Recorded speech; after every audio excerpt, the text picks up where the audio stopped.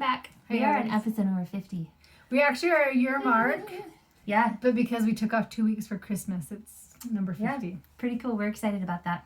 Yeah. All right, we're going to get started down here now. Okay, thank you. Sorry. You're good. Hello. We're so excited to be back with you Yes. guys.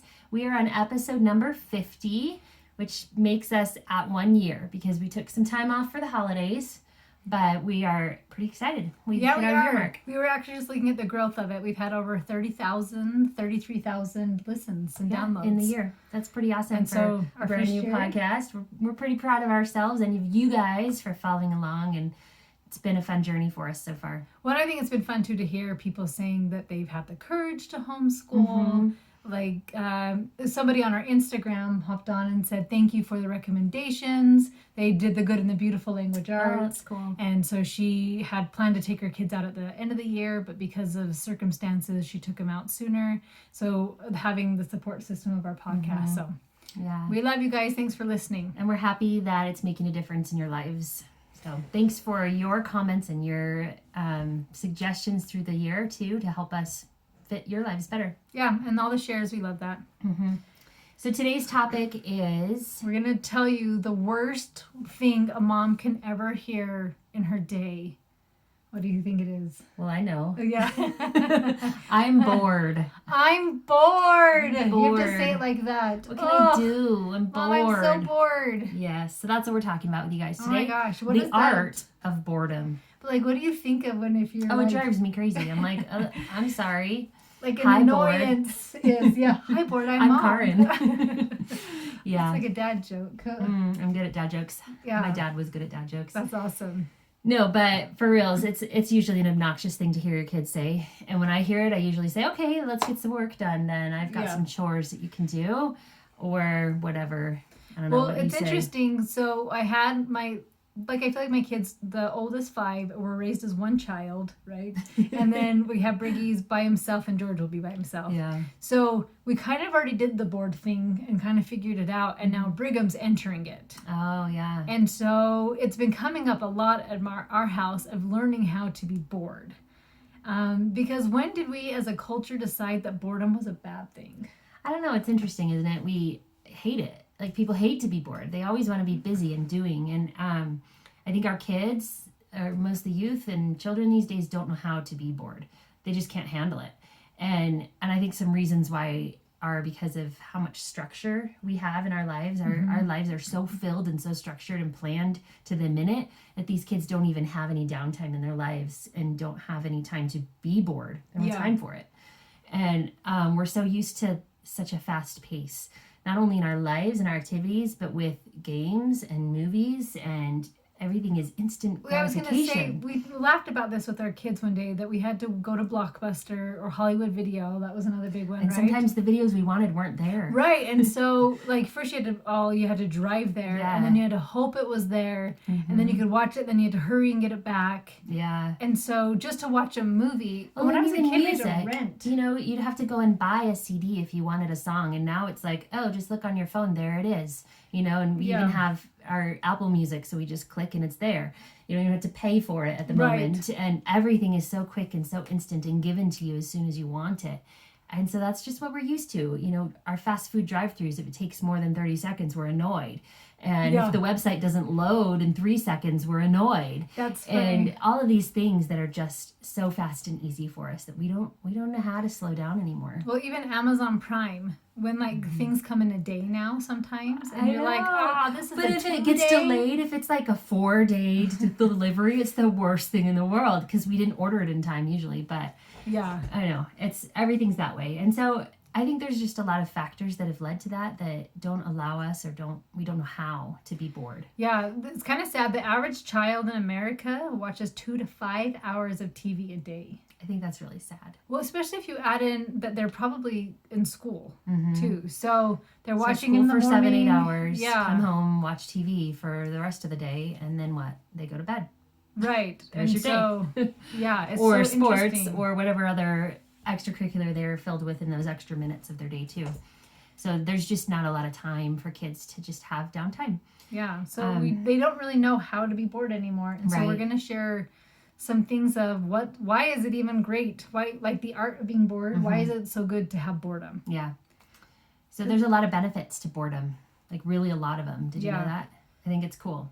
So it's really good for kids to learn how to entertain themselves. I've noticed when friends or cousins sometimes come over to play with my children, and they come to me constantly telling me they're bored, these kids. My kids rarely tell me they're bored. Yeah. It's almost never. I don't notice it very often. But these other children that come into my house are not used to our pace of life, I guess. Yeah. I'm not entertaining Or my not children all the time. Or we rarely have our TV on, and we don't have video games that they play. And so they'll come over and they don't really quite know how to entertain themselves or what to do with themselves. And so they're telling me they're bored often. And I think those children are very used to a filled life, and ours is a little less filled than most. But I like that. I prefer that. Yeah. That's kind of one of my favorite parts about our lives, are the fact that we have time for my kids to go out in the backyard and play, and they build forts in our bushes, and they carve sticks, and they do things that kind of more old-fashioned stuff to entertain themselves. Yeah. But it's really good for them. And on cold or rainy days when they're inside, we have craft bins, and they pull things out and they create things. Not out of my instigation. Like, they just come up with something in their mind. Like, my little 5-year-old, she's 6, I guess now, 6-year-old is constantly just making things out of pipe cleaners and papers, and just making, and all out of her own creativity. And those are some benefits that come from learning how to just be bored, and to use your time to learn how to entertain yourself. Yeah. But also, I believe I was reading it with Steve Jobs. It was saying, like, you have to have time for he walked every day, I believe. And just time to wander, to think up ideas. And so if you were just constantly, and it was funny when I ran this morning, I actually took out my music because I just wanted to think. Yeah. And because you can't have a thought and an idea if there's constantly noise television in your head. And noise. I do that often when I'm running too, where I'll just go without, because I'm usually listening to a podcast or music or something, or a book when I'm running, because it keeps my mind occupied, so I don't think about the discomfort. The excruciating pain. So when I do take it out, I ran a race recently, and I just took my headphones out and ran without it. It was the last one I did, and I had the best time. And the people around me were having conversations, and I was thinking, and I was noticing nature more, and there was just so much more going on in my mind. And I remember at the end thinking, that was the most fun race I've ever run. Yeah. And I really think it was because I just didn't have something in my head constantly telling me what to do. So it does a lot for you to just let your mind wander and think. Yeah, well, I even think, so when I was a kid, we would try to watch TV for as long as possible, right? We didn't have cable, so you had like 2 chunks of the day where you could watch television, where there was something good on. And then it was the judge shows, or like all the weird shows that came on. Soap operas, things that like I couldn't care less about. So we would go out and explore. So we grew up on a couple of acres, right? And so we had some sheds, and we would climb them. We created clubs. We were in the trees. Yeah. Like, we would call them adventuring. We'd always go adventuring, and we would cut through old fields that just were big, overgrown grass fields, right? And just have these amazing adventures. See, and my childhood is that way too. My memories of my childhood are outside play for the most part. And I grew up in southern Florida, where you could play outside all year round. And we had very few structured activities in our lives growing up. We had a large family, and my parents really couldn't afford a lot of lessons and things, so we just really didn't do them. And I think I was outside 95% of my childhood. I would climb trees and ride my bike everywhere. We would splash in puddles. We would catch fish and crabs and lizards and turtles and anything else we could find. I remember stubbing my toe like once a week and skinning my knees constantly, but it was just like a part of my childhood and my life. And I feel like I learned so much. I talked to my kids about all these animals I know about, and about all these plants that I know about, because that was my childhood. I was in them, and I was doing it. And I think that it's so good for your mind, and it's so good to help you develop creativity and your imagination. We had all these games that we would play, and it was so much fun. And I feel like childhood is a lot less of that these days. Well, and part of the reason is because we're so afraid. Yeah. We're so afraid. There's a fear of letting kids play outside unsupervised. Yeah, and so it's so interesting with social media, and you can see this right now with the coronavirus scare, that people are freaking out and completely buying out toilet paper and water in Utah for some reason. All the toilet paper's gone. And that's that way all across the country, I've heard. Oh, okay. Yeah. So, but like somebody put the stats of in the United States, I think one person's passed away. Is it even that much? I think we're up to more than that, maybe 20. 5? Is it? Okay. But still awful, in the whole but country like of what, 300 million? Millions of people. Yeah. Yeah. And so it's like, this is how many people just die of regular flu a year, and this is how many people die of cancer. And so anyways, we have social media bombard us. So we think like there will be a story of a kidnapping, and we're like, oh my gosh, everybody wants to kidnap my child now. But I went and researched some of the stats, and it is actually the safest time to be a child ever in the history of the United States. So missing children is down by 40%. Wow. And of that 40%, 96% of the missing children are runaways. That's huge. So you have 4%, and even of that 4%, some of them are custody battles. So it is a very, very low number of an actual child abduction in the United States. I'm not talking globally, right? Child mortality rates have decreased by nearly half. Kids getting hit by cars has decreased by 2/3. Wow. So like, don't ride your bike, right? You're gonna get hit by a car. So cars have tons of features now where they just stop. You have cameras. You have all these mirrors, all these gadgets in your car. So kids aren't even getting hit as much now, right? So when we were a kid, that's saying that 40% more people were being abducted or hit or dying, but because of we're just safer, right? But because of social media and the internet, it feels like it's the opposite. You know, you hear just all these dangers, and so you worry about letting your kids outside and letting them roam and wander as much, but also there's the fear of like being reported as an unfit parent, or things like that come up as well. But I do think we have a lot of fears of letting this happen. Yes. And so what happens then, like, don't go outside, but if they're in the house, then you're like, well, now you're just making a mess in the house. So it seems easier to just turn on the TV, right? To just say, fine, play video games. Here's a phone, go just check out on YouTube, right? Yeah. And so it's kind of this paradigm shift of like trusting that things are going to happen the way they're supposed to happen. And like, it's okay for kids to get hurt and scrape up their knees and fall on their bikes, and like it's okay. I think I may have even talked about this. One of my son's friends fell out of our tree. Did I talk about that before? They decided it'd be a really good idea to build a clubhouse and then build a swing up in it. And Porter tried it first to make sure it was safe, which actually broke it. And then his buddy went on it, and then his weight broke it. So he fell maybe 10, 15 feet out of this tree. And his mom, I had to call his mom, which was like the worst phone call ever. And I'm just like, okay, your kid's scary. okay, and I will pay for the hospital, but... And she goes, he has a major respect for gravity now. You know what I mean? And she was so cool about it. And she was like, kids need to fall out of trees sometimes. They need to figure out how things work. It's true.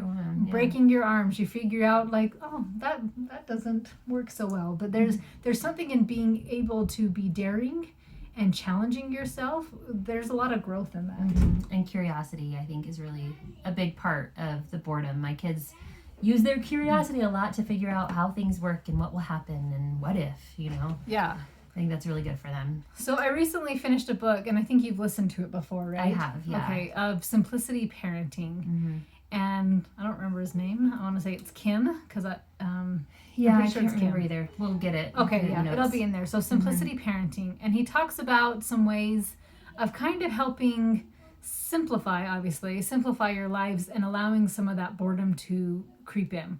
And he's actually even talking about most of his clients, both of the parents work. Yeah. And so I think it's even easier with homeschool moms to make this happen. Right, yeah. So his first one is clearing out the clutter of toys. Because sometimes it's so overwhelming with so many toys that you don't know how to be bored, because if you're bored, you just buy a new toy. We've done that a lot in our house, where I know you guys don't have a lot of toys at all. No, we don't. We have one shelf of toys, and I don't let it go beyond that. And if we get more, then we have to get rid of some so they all fit on the one shelf. And I don't I just don't like a lot of toys. And the toys that I do get are ones that allow for open-ended play. You know, it's like blocks or magnet tiles or things like that that they have to use their creativity to use. Yeah. Dolls, just simpler things that my kids can build and explore and use their creativity for. Yeah, he loves simple dress ups, which is funny because I have a whole bin of weird dress ups, and which is probably the favorite thing. Oh, my kids love dress ups too. We have a big box of them. Yes, and I just even love weird old clothes of mine. Like I had a blazer, and it's like a huge hit because so it's not even necessarily a knight's outfit or a princess dress. Yeah. It's like random old clothes of mine that I'm like, I don't. But we could use this, you know, and you can just create the dress ups. That's funny. And then art supplies, I think you have a ton of those around. Yeah. Yeah, that's definitely a good one. Yes, of just when they're inside to have some art supplies and create. I had my nephew lived with us for a week when his parents were out of town. And my kids were making their Valentine boxes. And he was 7th grade. And in public school, they don't do Valentines in 7th grade. And so he goes, well, can I just make something with a box? And he created a whole football stadium. Oh, fun. And like That's had cool. paper and the goalpost and everything. That's and so great. just allowing him the space, like, here are the knives and for the cardboard and scissors, right? He was, like I said, people are worried about their kids getting hurt. I apparently wasn't. Well, when they reach a certain age, I think they're okay. Yeah. But yeah, that's funny. So that's one of them. So with fewer distractions, their attentions expand and their focus can deepen. Yeah, definitely. And I have, another list of my own of just simple ways to allow more boredom into your life. And they cross over with a lot of the same things from that book. But just anything that's less structured, I think, is a good thing when you're not like telling them what they have to do when. And even with the toys, like there are certain toys that play for you, like for instance a video game versus a set of blocks. Which one's going to allow more creativity and allow growth in their mind? Obviously the blocks would, because they dream up what they're going to make and what they're going to do with them, whereas a video game dictates how you play. And you don't, and it can continue to go and it shuts your mind down. Like a video game, you just you can tune it out, and same with the television, Right? Like you just want to sit there longer. And so toys that are simple and open-ended. And then I think it's really important to allow your kids to be messy sometimes. That's just sort of my thing, but it's okay for them to create a mess. If they're doing crafts or if they're doing some kind of like Play-Doh or slime or, things like that that get messy. I actually think it's really good for kids to have that opportunity. And I think that's where I need to work on, because my kids outside and creating. Outside it's easy. They're fine. But in the house they're like, oh, mom's going to make us just clean this all up. Yeah, which they will have to clean up but eventually. I think I could help foster that more. Right. Of like, it's okay. Like I'm going to outside. But that's something that's bothered me. And so that's definitely an area for myself to work on, is kind of allowing those messes. Well, and you can set limits if it's a bother. But I think it's good for kids to just get messy from time to time and not worry. I had a former family member, I guess now, an ex-wife of one of my kids, or my siblings. I'm sorry, I'm stuttering here. Anyway, she won't listen to this, but she was a very, very much of a clean freak. And like anytime her kids made any sort of mess, like a crumb dropped on the floor, they were yelled at. And so they were always in fear of doing anything like that. They couldn't make messes. They couldn't get creative with things because they were afraid of the consequences of it. And so just don't be too harsh and too strict with your kids about things like that, because those messes are usually where the creativity is happening. Yeah, the big forts and all those fun things. I love what he says in the book, as you're talking about kind of cutting back on extra activities and whatnot as well, is activity without downtime is like a plant without roots. It's unsustainable. And so kind of pulling back from those extracurricular activities and having so many organized things that we're doing and what we're doing. And less technology is always a very good thing, because the more you give it, the less they're going to feel that boredom, right? And the less they're going to know how to be bored and to strengthen their minds in new ways. Well, and it's interesting too, because you have advertisements and everything, right? So even if you're not watching TV, in the movie you're seeing stuff in the movie, but previews before the movie. YouTube has a ton of ads. Even free apps on have tons of ads that pop up too now. And so it's teaching kids that you need this to feel happy. This, like, if you aren't feeling happy in your life, this new product is going to get it. Instead of, like, it puts you out of touch with your own emotions, kind of. Or this product solves your new problems and it meets all your needs, instead of just so like being able to think for yourself about what you need. like, what do I need? What do I like? Right. That's actually one of the benefits of not having cable television, is your kids don't see commercials. Yes, that was one of our compromises, is we do have that for jazz games and BYU basketball. And so the deal is that my kids can watch on Friday nights, or they can watch a game with Dad. So we had to make some compromises because I wanted to stay married. That's hilarious. He likes the no boredom things too, but he definitely would have more electronics than I would. One thing that I think is a really important thing to mention is to be a good example to them. I was just thinking that. Like, if you are on your phone constantly and always scrolling or looking at things on your phone or your computer, your kids are going to see that as the norm as well. And so you need to also be an example of putting down your technology, playing with them from time to time, and creating your own stuff too. Yeah, letting yourself get creative. Yeah. And just like we said, we took our music out, right? And then you have ideas and acting on it.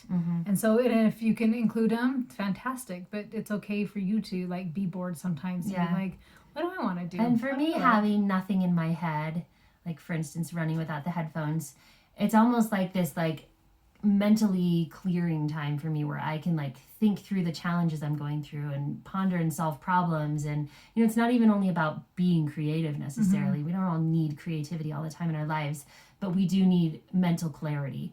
And so taking these structured things out of your life can give you time to ponder more and to think more through your life situations and come to a sense of clarity that you need. Yeah, instead of just tuning it out, tune into the problem and just saying, okay, I need some alone time to think, how do I want to handle this? Yeah. This thing happened and I want to deal with it. Yeah. I think, too, it's really great. So if your kids have not been bored and you want to implement this, I think it is really great to have a plan. Yeah. So if you're like, hey, kids, we're going to be doing this. I've been studying and listening to two awesome ladies talk about the art of being bored, right? So we're going to cut back on screens. We're not even going to do screen daily time, like whatever it works for your family. I like just once a week, because then they're not asking me throughout the week. I don't want to deal with that.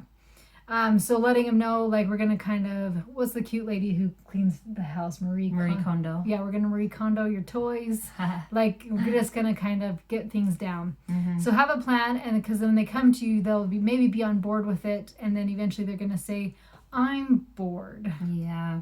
So I have a post on my site that has, it's called a board box. And I put together, it was just a little file card box, and I wrote on note cards, one idea on each note card. It was mostly like for summertime when my kids were littler. They would come to me with, like, what am I supposed to do? What can I do? And so I'd be like, oh, pull out the board box. And it just had fun little ideas for them to keep them busy and entertained, and some really creative ones and some really simple ones. But if you need something like that to get your kids going, if they're not sure how to start that, if they're struggling with coming up with their own ideas, you can create it for them. And I'll share a link to that so you guys can have some of my ideas. But there's a lot of, you just Google boredom busters too, and you can find some fun lists of things that can keep your kids busy. Well, I think too, there was somewhere I was reading, and this girl said, I grew up on a farm. You never said I'm bored, because that just gave you so much extra work. It's true. And that's often what I do for my kids as well. If they tell me they're bored, I just tell them the chores that need to be done that they haven't accomplished yet. And they know that. And I was saying that to somebody the other day, and my son walks through as I was saying it. He's like, it's true. She does. So they know that, and they know not to come and complain to me about boredom. Yeah, because as a parent, it's your job to